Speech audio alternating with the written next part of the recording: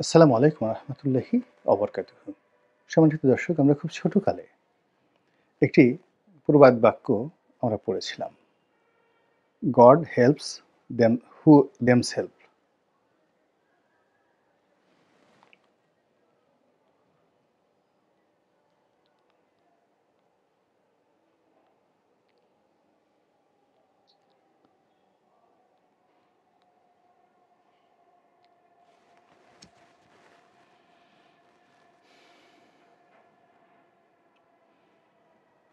আসসালামু আলাইকুম রহমতুল্লাহি অবরকাতুহু। সম্মানিত দর্শক, আমরা শৈশবে একটি প্রবাদ বাক্য পড়তাম। মহান আল্লাহ রব্বুল আলামিন তাদেরকে সাহায্য করেন যারা নিজেদেরকে সাহায্য করেন। এই প্রবাদ বাক্যটি ইংরেজিতে। এখন এই যে নিজেকে সাহায্য করা বলতে মানুষের পরিশ্রম করা, অন্বেষণ করা কোনো কিছুর, এবং সে যে মানুষ, সেই মানুষের স্তর অনুযায়ী স্থানকাল পাত্র ভেদে তাকে নিজস্ব মর্যাদা নিয়ে চলতে ফিরতে হবে। কোনো অবস্থাতেই ৳২ মানুষ হয়ে ৳২,০০০ ভাবসাব দেখানো যাবে না। আবার ৳২,০০০ মানুষ প্রয়োজনের তাগিদে ৳২ মানুষে রূপান্তরিত হওয়া যাবে না। এখানে আরবিতে একটি শব্দ আছে, রিজ্জা, খৌফ এবং রিজ্জা। মানে আপনি কোনো অবস্থাতেই অহংকারী হতে পারবেন না, আবার অবদমিত হতে পারবেন না। নিজেকে একেবারে হীনমন্য ভাবতে পারবেন না।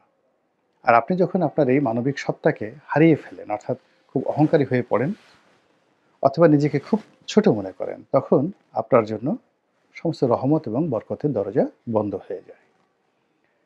আমি অনেক মানুষকে দেখেছি ভিক্ষার জন্য খুব কান্নাকাটি করে। রাস্তাঘাটে আমি দাঁড়িয়ে, দাঁড়িয়ে অনেক সময় লক্ষ্য করেছি। ছং করে, ভং করে, তারপরে আপনাদেরকে দয়া হবে না, আমাকে ৳২ দেন।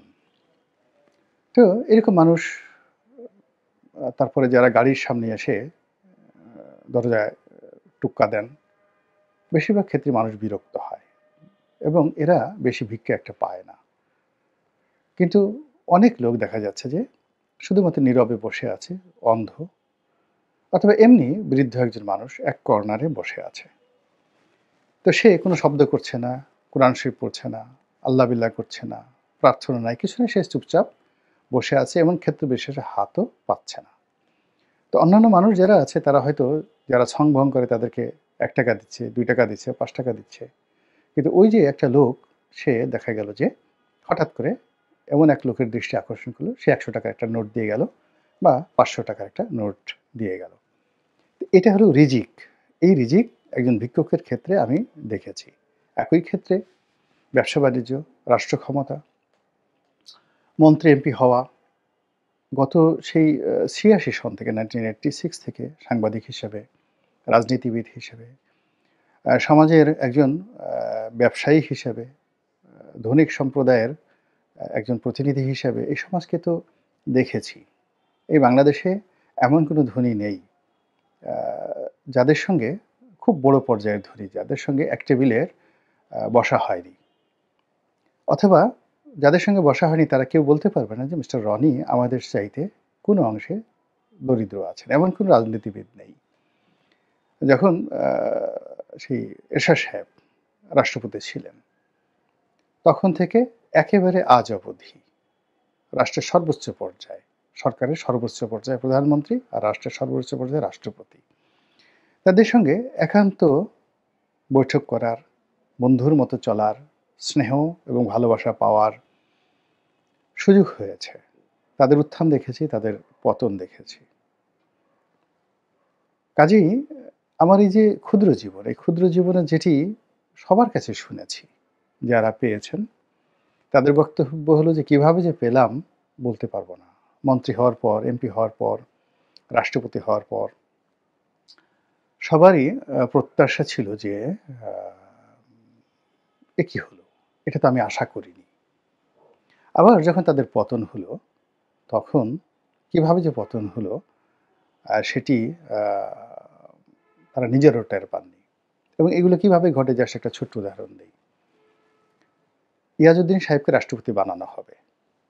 রাষ্ট্রপতি বানানো হবে, ইয়াজউদ্দিন সাহেব নেই, কিন্তু এই ঘটনার যে দ্বিতীয় ব্যক্তি তিনি জীবিত আছেন।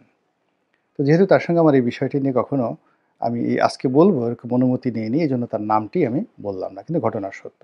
তিনি বেগম খালেদা জিয়ার একজন ব্যক্তিগত কর্মকর্তা ছিলেন। তো তিনি সিদ্ধান্ত নিলেন, বেগম জিয়া সিদ্ধান্ত নিলেন যে তিনি ডক্টর ইয়াজউদ্দিন আহমেদকে রাষ্ট্রপতি বানাবেন। তো তিনি তার সেই বিশ্বস্ত লোককে বললেন যে যাও তাকে নিয়ে আসো গাড়িতে করে। তো ঢাকা বিশ্ববিদ্যালয় থেকে তাকে গাড়িতে করে সেই ভদ্রলোক নিয়ে আসছে।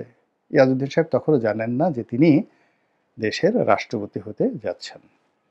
তো তখন এই যে টেলিফোন কোম্পানির মোবাইল সিমের মূল্য ছিল বেশি, সেটের দাম ছিল বেশি, মোর্শেদ খানের একচেটিয়া ব্যবসা ছিল। আর তখন এই টেলিফোন কোম্পানিগুলোকে চ্যালেঞ্জ দেওয়ার জন্য সরকারি প্রতিষ্ঠান সেই বাংলা লিংক বা ওই যে এরকম বাংলা লিংক, সম্ভবত বাংলা লিংক সরকারি প্রতিষ্ঠান, এরকম তারা মোবাইল টেলিফোন ছাড়বে কম দামে, সিমের দাম কম, কল রেট কম।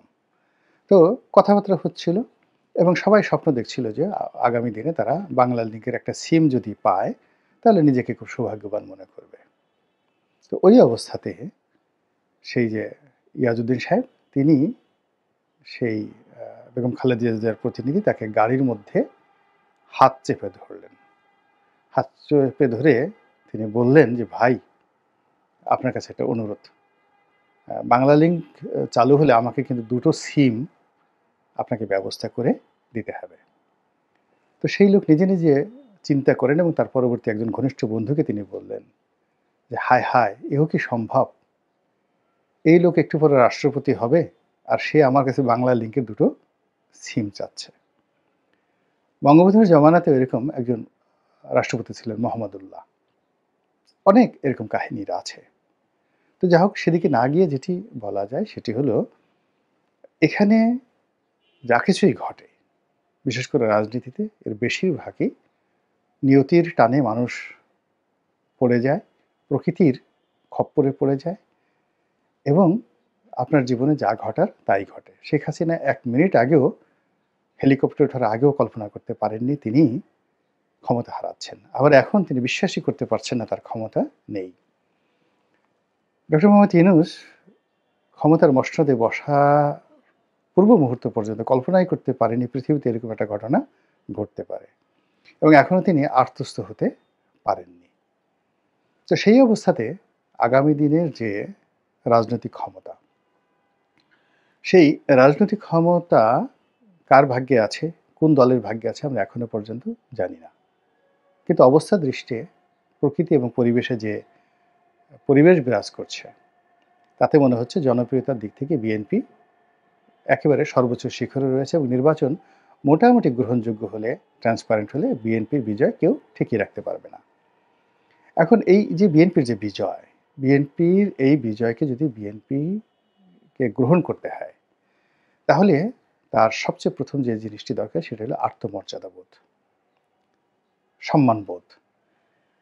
সে রাজা হবে কিন্তু তাকে যদি প্রজার মতো আচরণ করে, সে সেনাপতি হবে, প্রধানমন্ত্রী হবে, মন্ত্রী হবে, উজিরে আজম হবে, আমির হবে, ওমরা হবে, কিন্তু তারা যদি আচার আচরণ করে সমাজের বিভিন্ন শ্রেণী পেশার একেবারে নিম্ন শ্রেণীর মানুষের মতো, তাদের মন মানসিকতা হয়ে যায় রাস্তার পাশের সিগারেটের দোকান থেকে তাদের একটা সিগারেট খেতে হবে, চায়ের দোকান থেকে একটা চা বাকি খেতে হবে,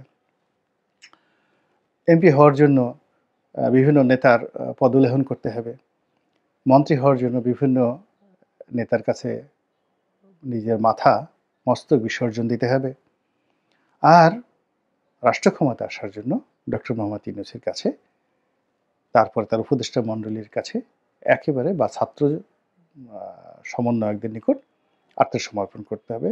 আমি মনে করি এটা বিএনপির জন্য আত্মঘাতী এবং দুর্ভাগ্যজনক হলেও সত্যি যে বিএনপির কোনো নেতার মধ্যে এখন পর্যন্ত পরিপূর্ণভাবে প্রধানমন্ত্রী হবেন বা দল ক্ষমতায় আসবে এই ধরনের যে আত্মমর্যাদাবোধ, সিনা উঁচু করে কথা বলার যে শক্তি, এটি এখনো জাগ্রত হয় নাই। তবে সালাউদ্দিন সাহেবের যে কথাবার্তাগুলো আমার কাছে মনে হয় অনেক ডিপ্লোম্যাটিক এবং তার মধ্যে রাষ্ট্রনায়ক নায়কোচিত যে মনোভাব এটি তুলনামূলকভাবে বেশি।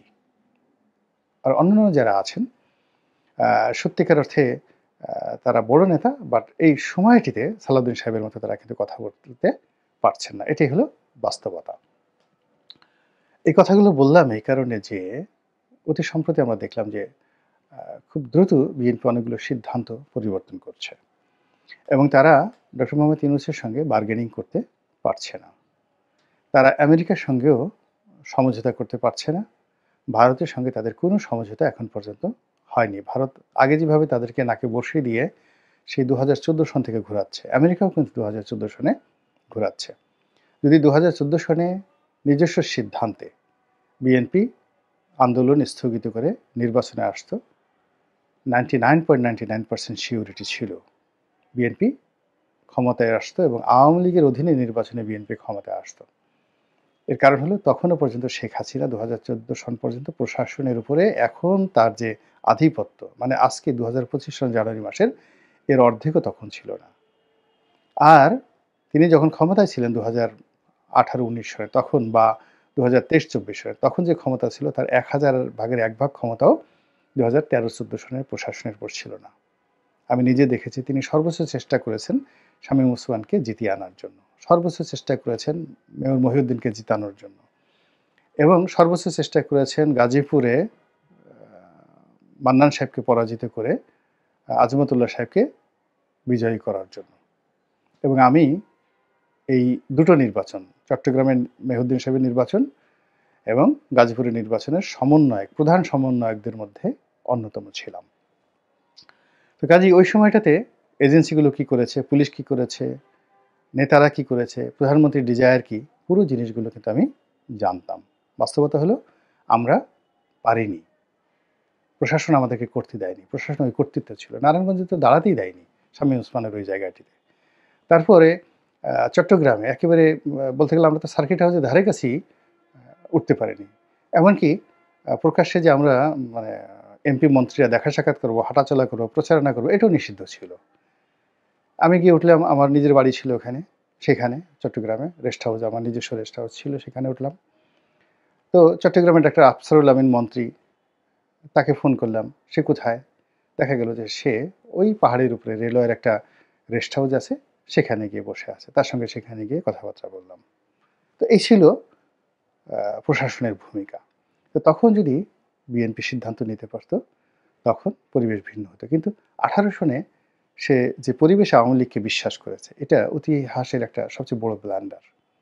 আবার একইভাবে 11-এর পর 2008 সনে বিএনপি যে বিশ্বাস করেছে সেটা বিএনপির একটা বড় ব্লান্ডার, ভীষণ রকম ব্লান্ডার। আমার কাছে মনে হচ্ছে 2024 সনে নির্বাচনে অংশগ্রহণ না করার যে সিদ্ধান্ত, আমার জানা মতে one of the finest decision. কিন্তু এই যে ডক্টর ইউনূসের এই জমানাতে গত কয়েক মাসে বিএনপি এবং তার নেতৃবৃন্দ যা কিছু করছে, তাদের অনেকের কথা শুনতে খুব ভালো লাগছে, কিন্তু সংগঠনের জন্য, ভবিষ্যৎ রাজনীতির জন্য, রাষ্ট্র ক্ষমতা লাভের জন্য কোনো অবস্থাতে এগুলো আমার কাছে ইতিবাচক মনে হচ্ছে না। আমি পটানোর জন্য, খুশি করার জন্য, নেতৃবৃন্দকে তেল মারার জন্য অনেক কথা বলতে পারি। I know many good language. একেবারে নেতারা নাকে তেল দিয়ে ঘুমাবেন, এরকম সুন্দর সুন্দর কথা আমি জানি। আমি যদি লিখি পক্ষে, বিএনপি খুব ভালো করছে ইত্যাদি ইত্যাদি ইত্যাদি, তারেক রহমান সাহেব আগামীর দেশনায়ক, তিনি যাকে বলা হয় আগামী দিনের কিংবদন্তির প্রধানমন্ত্রী হবেন, জিয়াউর রহমান সাহেব নতুন বাংলাদেশের জাতীয়তাবাদের জনক হবেন, পিতা হবেন, এসব বিষয়ে আমি শেখ হাসিনার জামানাতে লিখেছি।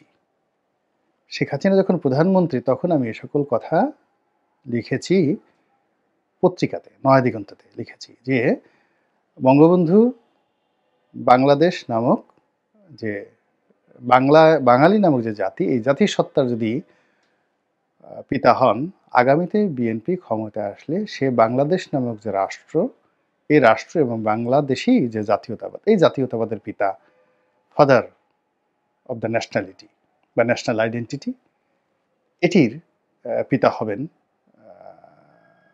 জিয়াউর রহমান এবং এটি তারেক রহমান ক্লেম করবেন। চিন্তা করতে পারেন এই ধরনের ডেঞ্জারাস কথা শেখ হাসিনা যখন ক্ষমতায়, তখন আমি লিখেছি নয়া দিগন্তের পত্রিকাতে, যাকে বলা হয় সম্পাদকীয়তে। তো কাজেই আমি বিএনপির যখন এগুলো দরকার ছিল তখন বলেছি। আর এখন বিএনপিকে যে জিনিসগুলো দরকার সেই কথাগুলো কিন্তু এখন বলছি। আবার এখন অনেক কথা প্রকারান্তে আওয়ামী লীগের পক্ষে চলে যাচ্ছে এবং এটি রাষ্ট্রের স্থিতির জন্য এটি দরকার। আবার কিছু, কিছু কথা বিএনপি মনে করছে তাদের বিপক্ষে চলে যাচ্ছে। বিএনপি এখন ক্ষমতার খুশ মেজাজে আছে, যাওয়ার খুশ মেজাজে আছে। ফলে তারা যেকোনো আ নেতিবাচক বিষয় যদি যত বেশি গ্রহণ করতে পারবে তত তারা ভালো করবে। যাকে নিয়ে আমার যদি স্বার্থ থাকতো বা আমার যদি ওই ধরনের কোনো লোভ লালসা থাকতো আওয়ামী লীগের জমানাতে, বিএনপির জমানাতে আ বা ইউনূস সাহেবের জমানাতে, ইউনূস সাহেবের সঙ্গে আমার বরং ফ্যান্টাস্টিক। এই যে এখন যারা আ উপদেষ্টা হয়েছেন তাদের অনেকের চাইতে আমার সম্পর্ক খুব ভালো ছিল। এখনো খারাপ আছে আমি বলব না। খুব ভালো সম্পর্ক ছিল। কিন্তু আমি ১ম দিন থেকে কিন্তু সমালোচনা করছি। এটা ইউনূস সাহেবকে করছি, ইউনূস সাহেবের সিআরকে করছি। তো সেই দিক থেকে আমার কাছে মনে হচ্ছে যে এখন বিএনপি যে কাজকর্মগুলো করছেন, সেই কাজকর্মে তাদের আত্মমর্যাদা তারা রক্ষা করছেন না। তারা যখনই ডক্টর মোহাম্মদ ইউনূস ডাকছেন, সেখানে যাওয়ার জন্য তাদের কোনো শর্ত নেই। তাদের কোনো প্রস্তুতি নেই। তারা সেখানে যাবেন, কিভাবে বসবেন, মিটিংয়ে কারা, কারা উপস্থিত থাকবেন, কী প্রোটোকল হবে, তাদের সম্মান কিভাবে রক্ষা হবে, এই জিনিসগুলো আ তিনি তারা রক্ষা করতে পারছে না। যেমন ধরুন একেবারে সর্বশেষ যে বৈঠকটি হলো, যদি যাকে বলা হয় এই মতানৈক্য কমিশন, রাজনৈতিক মতানৈক্য কমিশনের রাজনৈতিক মতৈক্য কমিশন, এটার নামও মনে নাই কি ঘোলার ডিম নাম-ঠাম দিয়েছে। তো এই কমিশনের যে বৈঠকটি হলো, সেই বৈঠকে যাদেরকে দাওয়াত করা হয়েছে, তো কাউকে আমি ছোট করব না। বিএনপির অনেক বড়, বড় নেতারা সেখানে গিয়েছেন আসলে ওই অনুষ্ঠানের বাইরে সাধারণত তাদের সঙ্গে তারা এক টেবিলে বসেন না।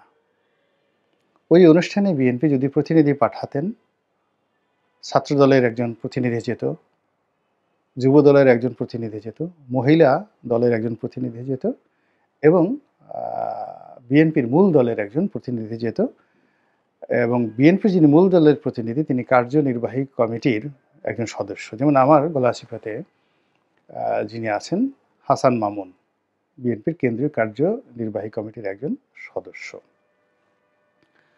তো তাকে যদি দেওয়া হতো, তিনি যদি বিএনপির প্রতিনিধিত্ব করতে যেতেন, তাহলে ওখানে ঢালাওভাবে সবাইকে যেভাবে দাওয়াত দেওয়া হয়েছে, তাতে বিএনপির মান-সম্মান রক্ষা করা হতো। কিন্তু সেটা না করে বিএনপির সর্বোচ্চ নেতৃবৃন্দ গিয়ে ওখানে যাওয়া হয়েছে। আপনি যত বড় সুগন্ধি হন না কেন, আপনি যদি আপনার লেভেল মেইনটেইন করতে না পারেন, আপনার সুগন্ধ চলে যাবে, দুর্গন্ধ আপনার গায়ে লাগবে। আপনি যত উঁচু হন না কেন, আপনি একদম একটা বাট্টু বা বামুন প্রকৃতির কোনো একজন প্রাণী বা মানুষের সঙ্গে আপনি গলাগলি ধরে হাঁটতে যান, আপনাকে নিচু হতে হবে। এখন বিএনপি যে বর্তমান পরিস্থিতিতে তার উচ্চতা এবং তার অবস্থানটা বুঝতে হবে। তিনি তার এই বৈঠক ওখানে কেন করতে হবে? তিনি তো এই বৈঠক বলতে পারেন যে, এই বৈঠক জামাতের অফিসে হবে। এই বৈঠক গোলটেবিলে হবে, এই বৈঠক বিএনপির অফিসে হবে। আসুন, কাম টু আওয়ার অফিস। কেন বারবার ওখানে গিয়ে যেতে হবে? কেন বিএনপি এই কমান্ড দিতে পারছে না? তো যখনই পারছে না, তখন এই যে তাদের মধ্যে যে একটা হীনমন্যতা তৈরি হচ্ছে, আর হীনমন্যতা আসে যে যদি আমরা বিরোধিতা করি, তো জামাত ইউনূস সাহেবের কাছ থেকে বেশি প্রিভিলেজ পেয়ে এগিয়ে গেল। আমরা যদি মিস করি, এখানে আপনারা আল্টিমেটলি অনেক কিছু মিস করেছেন। এখানে আপনাদেরকে যদি জয়লাভ করতে হয় নিজস্ব শক্তিমত্তা অনুযায়ী, কৌশল অনুযায়ী জয়লাভ করতে হবে। কাউকে তেল মেরে বা কারো সঙ্গে প্রতিযোগিতা করে আপনারা জয়লাভ করতে পারবেন না। বরং এই সমস্ত ক্ষেত্রে গিয়ে দৃষ্টিকটু অবস্থায় পড়ে বিতর্ক জন্ম দিয়ে নিজেরা ছোট হয়ে আপনারা যদি আত্মবিশ্বাস হারিয়ে ফেলেন, আগামীতে দল ক্ষমতায় আসা তো দূরের কথা, ক্ষমতার ধারের কাছেও যেতে পারবেন কিনা এটা আমি বললাম না। এটা আল্লাহর কাছে একটু জিজ্ঞাসা করেন। আল্লাহ আমাদের সবাইকে হেদায়েত দান করুন এবং হেফাজত করুন। আসসালামু আলাইকুম ওয়া রাহমাতুল্লাহি ওয়া বারাকাতুহু।